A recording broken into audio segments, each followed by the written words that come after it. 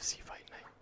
Rose versus Tracy Cortez. Oh, very exciting card. It's actually a little better than I thought it was initially.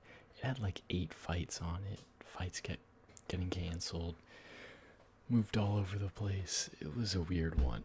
But going through the card, it's actually not that bad. I thought it was a lot worse than it actually is. I think maybe the main event kind of gives it a bad reputation, but I mean, they pulled this card together, man, with like 2 weeks notice for a lot of these fights. They're pretty good fights.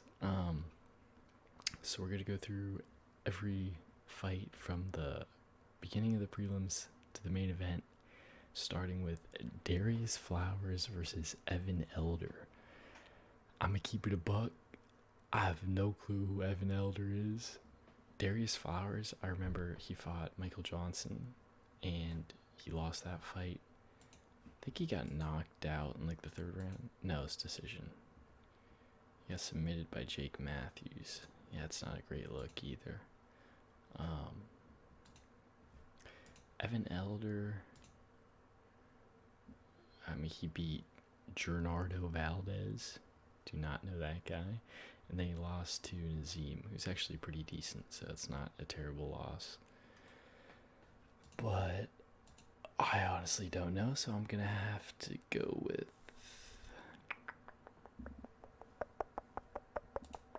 Let's see who Darius Flowers has beaten. No one in the UFC.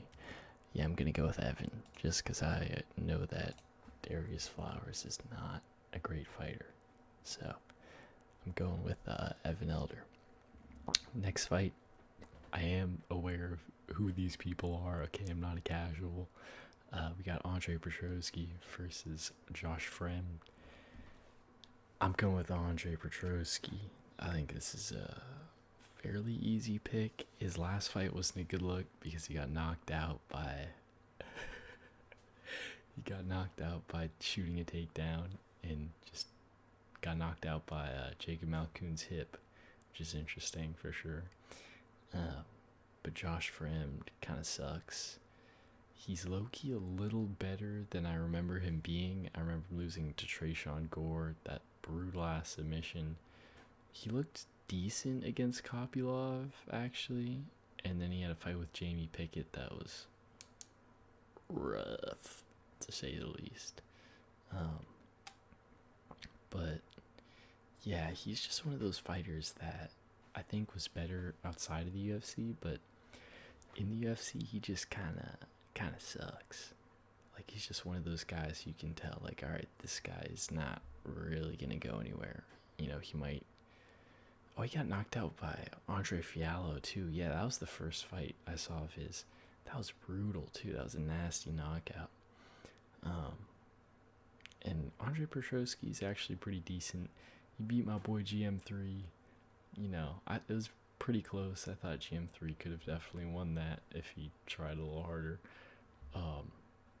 But he's not bad. He's got a great single leg, good wrestling, decent jiu-jitsu, but fucking weak cardio, bro. So, I mean, that's really the only way I see Josh Fremd winning is by Andre Petrosky gassing out and him putting the pressure on in the 3rd round, which could happen. Because Josh Fremd is a very large middleweight, and Andre might have trouble taking him down and definitely submitting him. I think it might be tough for him to submit him, but he got submitted by Trayshawn Gore, so it's a little hard to say. But I'm definitely going Andre Petrosky. I'm fairly confident in that pick, but it's MMA, so we'll see what happens. Next fight, we got Montel Jackson versus Damon Blackshear. I'm going with Damon Blackshear, and I'm also fairly confident in this pick. Montel Jackson is by no means bad. He has a good record. You know, he whooped my boy Ronnie Yaya. I watched his fight with Julio Arce, and he did not look that good. I'm gonna be honest. I'm gonna keep it a buck. He just looked kind of sloppy. He won that fight by decision, but I think Damon Blackshear Blackshear's on another level, at least recently. I remember watching his fight where he got a fucking twister in the apex, and his grappling just looked phenomenal. I was like, very impressed. I was like, holy shit, this guy is legit. Like, this dude's a contender. And then he fought Mario Batista a fucking week later, still at 135. So, my boy fucking cut weight twice, in 2 weeks, which is insane. And I think he beat Mario Batista. That was a very, very close fight. And I think he low-key won that one. And he put up a great showing of himself. And yeah, Montel Jackson, I just don't really see anything that he does particularly well. He's like lanky, but Damon is fucking yoked. He's very, very strong. Great grappling. I could see him using that. But I just think he's the better overall fighter in this matchup. So I'm going with Damon Blackshear. I'll say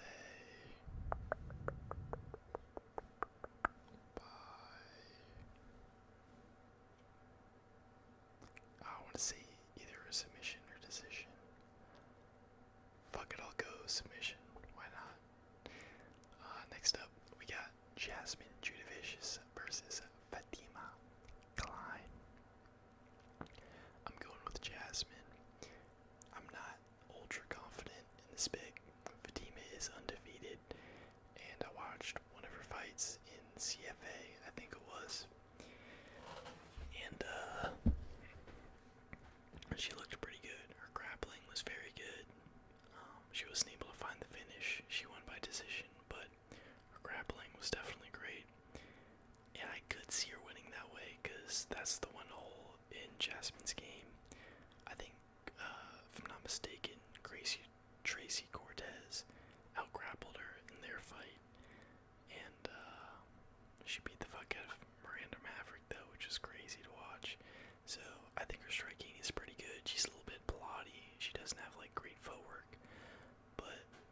and Fatima isn't bad on the feet either. But I think Jasmine is just a little bit of a level above. I think, I hate using experience as a factor. I think experience doesn't really mean shit. I think it's just like a nice way of saying that a fighter is getting old. But in this case, Fatima's only had 6 pro fights, and I think Jasmine really is the more experienced fighter. Like, she's fought way better competition and is used to, the bright lights. And she knows how to show up sometimes. So I think she's gonna edge it out on the feet by like a close fight. Like 29-28 decision win. Next up, one of my most anticipated fights on the card. We got Joshua Van and Charles Johnson. I've been waiting to watch Joshua Van fight. He keeps having fights canceled. And it's sad because he's such a good prospect. Like, I'm really impressed every time I watch him fight. Versus Zalgas, I was definitely rooting for my boy Zalgas. He's one of my favorite fighters. At flyweight, he's just like a big old goofball. And I always felt bad for him because he kept losing split decisions. And of course, he lost by a split decision against Joshua Van. But Joshua looked good in that fight. He put the beats on him on short notice. He was way bigger. He's a very big flyweight. Even though he's fairly short, I think he's just thick. Who else did he beat? Kevin Borjas. I was impressed with that. Kevin Borjas looked decent early. He's a little bit of a slow starter, but so is Charles Johnson. And, he's just like, I love his pressure, man. His composure and his pressure and his body shots especially are so good. And he just kind of like, every round just beats you a little bit more and more, if that makes sense. Like, as the fight progresses, he becomes better and better. And, maybe you lose by a little bit in the first round, or maybe even win the first round, and then you lose by a decent margin in the second, and then you're getting whooped in the third. Like, that's how Joshua Van usually does his fights. I think his grappling is probably his weak point. I don't really see Charles Johnson shooting. And even if he does, because I think he's decent. I mean, I've seen his defensive grappling, and he gets taken down a lot, but he's always able to get back up really well. But I don't know if I've ever seen him offensively wrestle. So I mean, he might try it, but I think Joshua Van's going to be fine on the ground, even though that is his one weakness. But on the feet, it's really hard to say who's going to win, because Johnson is a slow starter as well. But he's like, he's just so tricky, man. Like, I feel like when he's a big underdog and he shouldn't win, he wins. And then when he's supposed to win, he loses, if that makes any sense. But I like him, man. He beat my boy Zalgas, which I don't appreciate. I think Zalgas kind of got robbed in that fight too. But I saw him fight live against, God, what's that kid's name? Makayev, in England, and he just like had one hook in on Charles Johnson the entire fight. Could never really advance his grappling. But yeah, he's got good boxing, good head movement. He's defensively pretty responsible. I don't think he's been finished in the UFC. And he's pretty long, so I could see him keeping Joshua Van at range. And it's definitely a step up in competition for Van. So it is hard to say. I definitely don't think Charles Johnson by any means has no chance or anything. I think he could definitely win by decision, but I feel like the pressure of Joshua Van is going to accumulate, and it might be harder to find Johnson than it has his previous opponents, and that could give him trouble, honestly. The third round's going to be really interesting in this fight. I don't think it's going to get finished before then, and both these guys are slow starters, so I'm really, really interested to see what the third round of this fight is going to be like. I want to go Joshua Van just because I think he's a little more dangerous on the feet. I think he doesn't hit hard enough for Joshua Van to have to respect him on the feet. But I could see him skating around and jabbing and throwing a right hand every now and then, and like outpointing him to a decision. But ultimately, I think I'm going to go with Joshua Van by decision. Next up, we got Abdul Razak Al-Hassan versus Cody Brundage.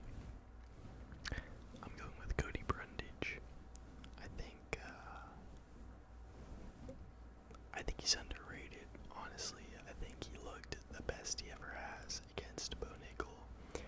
I know he doesn't offensively grapple typically, but I think this is a fight where he's going to switch it up and probably do that. I don't think he's going to want to stand with Abdul, and even if he does, I've never really been impressed by Abdul. Maybe when he landed that head kick against the guy that looks like an Italian elf, because that guy was a lot taller than him, and it just came out of nowhere. But besides that, I don't really see how he beats Cody Brundage. I mean, he definitely could catch him, but I think Cody Brundage, sometimes he shows up, sometimes he doesn't. And I think if he shows up for this fight, it's a definite W for my boy Cody. He looked terrible against Cedric Dumas. That fight was so bad. Oh my god. But he knocked out Tracy with a nice right hand. He actually looked pretty good against Zachary Reese, even though it was like a slam KO, and you could say it's kind of a fluke. I mean, shit, bro. He took his ass down and slammed him. And the last two fights from Cody Brundage, like even against Bo Nickel, even though he lost, I mean, he made it to the second round, and he defended some takedowns in the first. Like, he's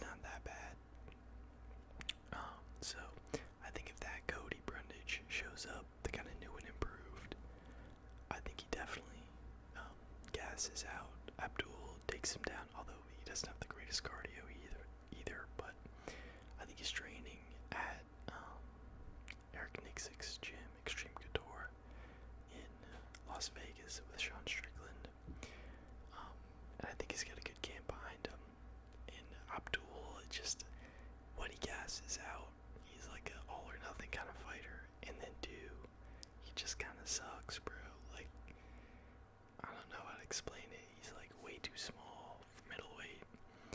He has good judo, apparently, but I've never really seen him use it. And his striking is very slow. But he definitely could catch Cody, and if he does, my boy Cody's fucked. So, that being said, I think I'm gonna go Cody Brundage by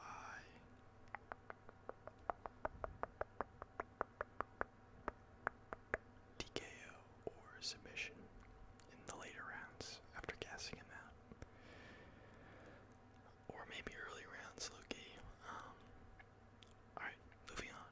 Next fight, we got Christian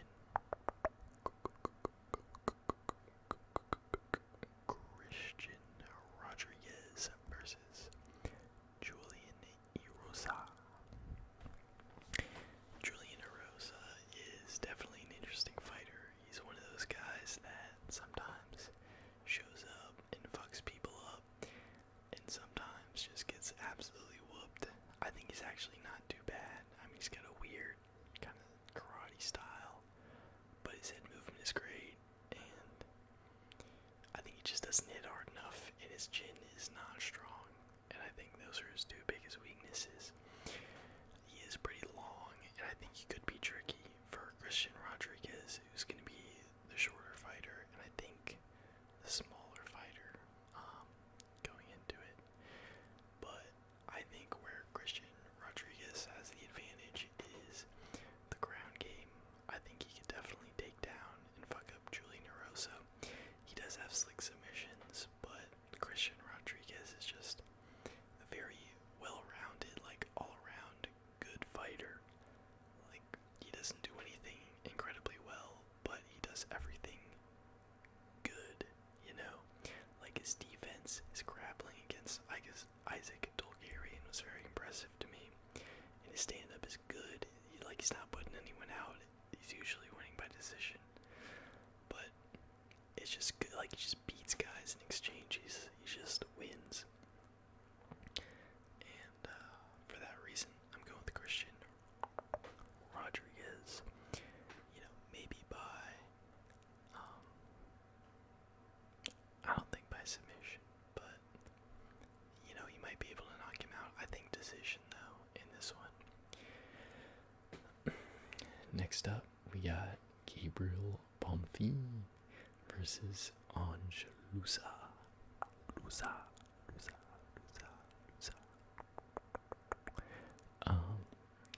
I'm going.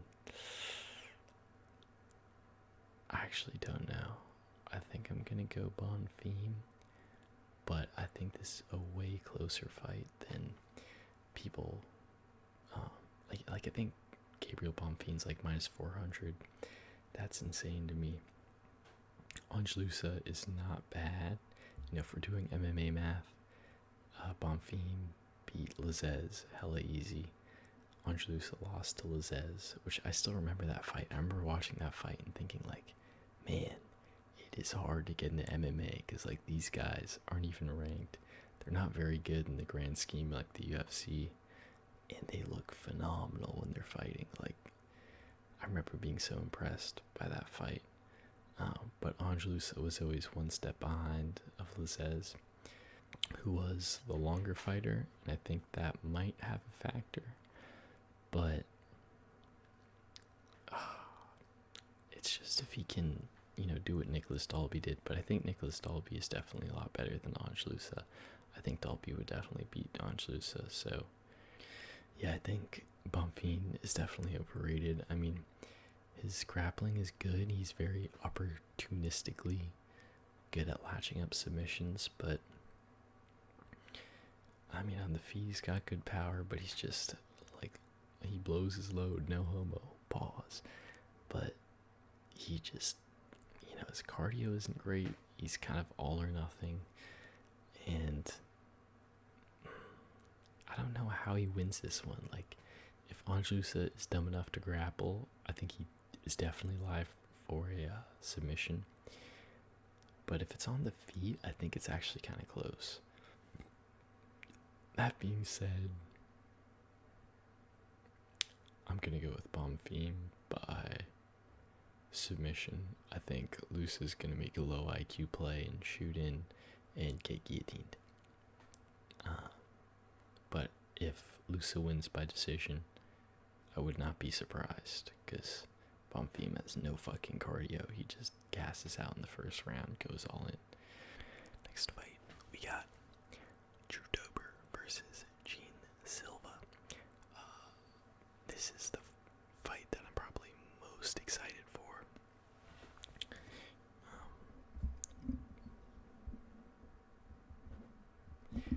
Gene Silva, he impressed me, honestly, with his last fight against Jourdain. I love Jourdain. I think he's a good fighter. I think he's like number 15 ranked. Good fighter. I don't think he's I don't think he's top 10 caliber, but I don't think he's like unranked caliber either. And Gene Silva put the beats on him, bro. Like, he just kept catching him on the chin, and just, Charles usually has a great chin, but he just had that magic death touch and put the beats on him and knocked him down with like every clean shot he landed. Made Charles have to wrestle, which is a bad look. Destroyed Weston Wilson. That was a truly sad performance to watch. That shit felt like almost illegal. So I'm pretty high on Gene Silva. I think he's definitely very good. On the feet, great striking, great power, great aggression. Maybe not the best defense, but good enough. I haven't seen his grappling much, and I don't think Drew Dober is going to grapple. Even if he gets rocked, I don't really see Drew Dober grappling, just because he's a Jigga Chad, and he's got the fucking chin of iron that unfortunately got cracked by Matt Frivola. That's the question in this fight, is like, is Dober's chin, his fucking massive Jigga Chad jawline, still holding up in 2024? And that's a good question, man, because Gene Silva cracks. But one thing I would like to mention is this is one short notice for Gene Silva. Pretty short notice. I think it's 2 weeks notice. And they're fighting at elevation. And Drew Dober trains in Denver. He's always fighting at elevation, so he's got pretty good cardio. And that's where I think the story of this fight lies. I think if Drew can make it out of the first, maybe second round, I think he'll definitely win the third. With the elevation,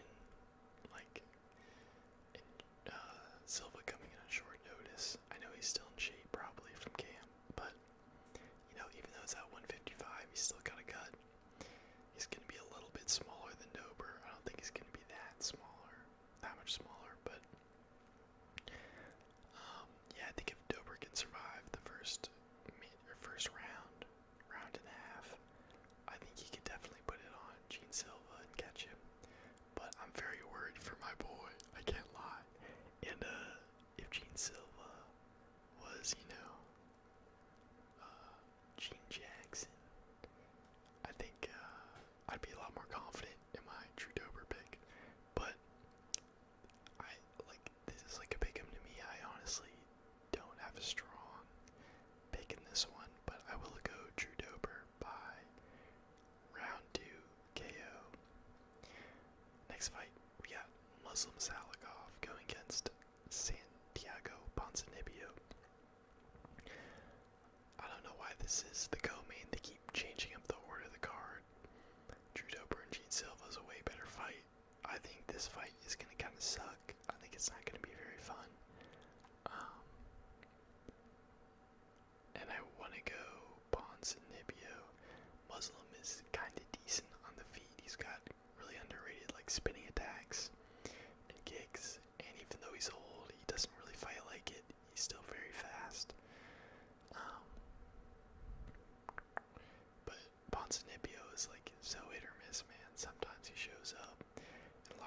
times he just finds the chin.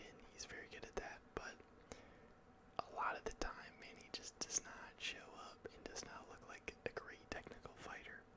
He's been around for a while. They're both getting old. It's just hard to say what Muslim Salikov does very well that could beat Ponzinibbio, but I think this fight is not going to be very fun. I think it's going to go to round 3, and that's, in my eyes, it's like a pick-em. Maybe Ponzinibbio is a slight favorite because he's beat better competition, but I think I'm going to go with Ponzinibbio by 3rd round, TKO. I think he's going to be losing the fight and then catch him in the 3rd. Alright, main event, we got Rose Namajunas versus Tracy Cortez. I'm going Rose Namajunas by decision. Enough said.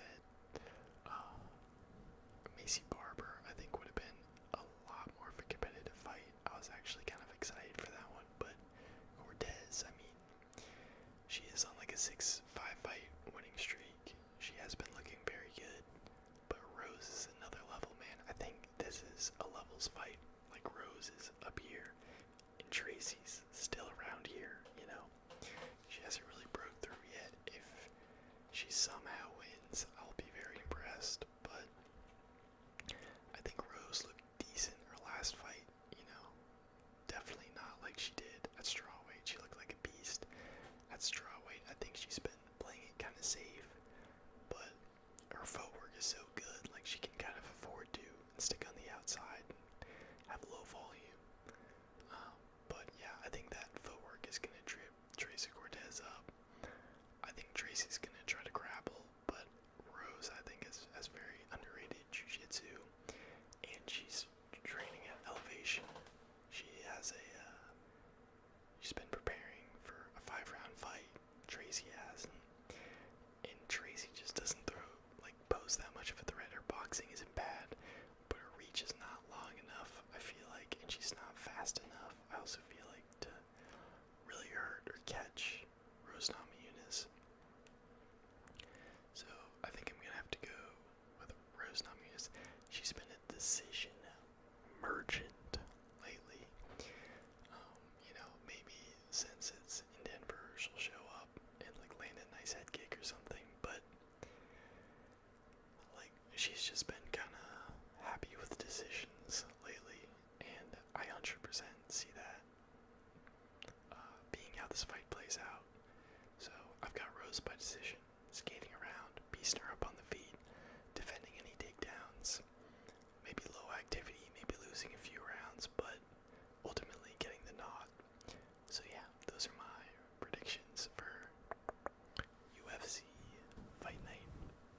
Oh my god, they haven't even changed the name on Google. It still says Barber versus Namajunas. Namajunas versus Cortez. So just to summarize real quick, I've got Evan Elder, Andre Petrosky, Luana Santos. Did I even talk about that fight? Oh my god, I think I skipped that fight. Oh shit. I've got Luana Santos hesitantly.